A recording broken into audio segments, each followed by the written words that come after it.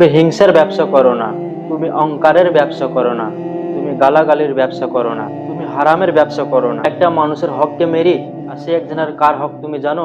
তোমার বাবার হককে নিয়ে তুমি ব্যবসা করছো, তোমার মায়ের হককে নিয়ে তুমি ব্যবসা করছো, তোমার বোনের হককে নিয়ে তুমি ব্যবসা করছো, নিজের স্বামীর হককে মেরে নিয়ে তুমি ব্যবসা করছো, নিজের নিজের স্ত্রীর হককে মেরে নিয়ে তুমি ব্যবসা করছো, নিজের আত্মীয় স্বজনের হককে তুমি নিয়ে ব্যবসা করছো। দুনিয়ার যে কোনো মানুষ হইতে পারে, তার হককে নিয়ে তুমি ব্যবসা করছো।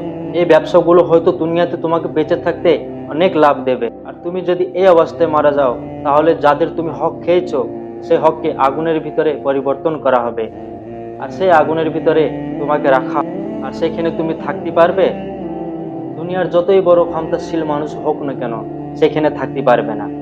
তো তুমি বেঁচে থাকতে যাদের হক তুমি খেয়েছো তার পা হাত ধরে ক্ষমা চাও, আর আল্লাহর কাছে তওবা করো। আল্লাহ সুবহানাহু ওয়া তাআলা অবশ্যই তোমাকে ক্ষমা করবে।